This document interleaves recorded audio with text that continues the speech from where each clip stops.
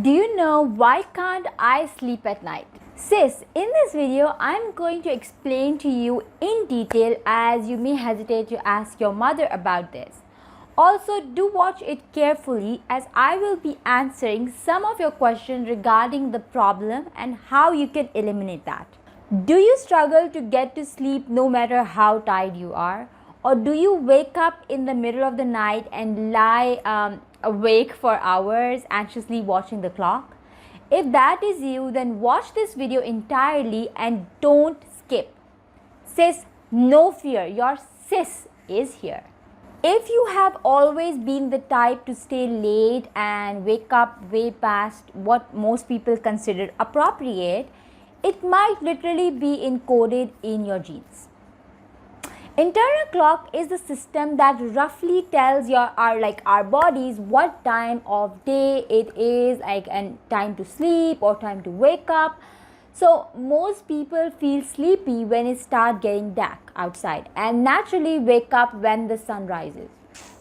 So a relatively small percentage of people don't really work like this.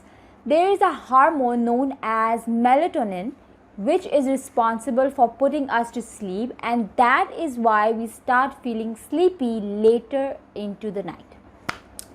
The healthiest thing you can do for yourself is to get enough sleep when your body naturally needs it. Yes.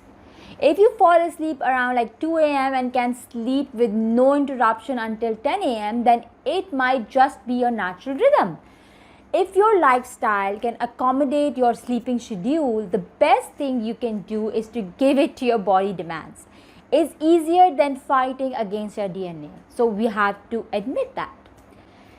Next thing is how really tired you are. Most of us work a full-time job or take care of a household and children or spend the whole day at school. If most of your daily activity consists of intellectual tasks that engage your mind but not your body, then when the time comes for you to rest, you simply don't feel tired enough. You might be mentally tired, but you need your body ready to sleep too. So in order to enjoy 8-hour sleep. This is why physical activity cannot be substituted. You might not be the biggest fan of the gym like me, like high intensity training or even jogging around the neighborhood, and that's okay. It's okay. You don't need to exhaust your body to its limit in order to enjoy deep sleep, but you can do the walking that can be better than running when it comes to keeping your cortisol levels at the edge. Walking briskly for half an hour a day can make the difference between going to bed wide awake and resting your head on the pillow ready for sleep. Walking in nature has added benefit of calming your mind and relieving stress. So its stress is also the part of the sleeping issues. Take one long nice walk at the local park every day. If you have the time to toss and turn at night, you have the time for a walk, then you can do it. And if half an hour of physical activity doesn't do the trick, try something else like stretching, pilates, Zumba. By the way, I love Zumba. Until you find something that leaves you both tired and content. So this is the formula. Says there is also one thing that contributes to this problem, and that is stress. Stress can sometimes be hard to detect. Everything might be going well on the surface, but sometimes both the good and the bad can overwhelm us until we find a way to process, and in return it might affect our sleep. You don't have to seek out a counselor or therapist if you don't want to or can't currently afford it, but paying attention to your mental hygiene is important if you are suffering from sleeping disorder.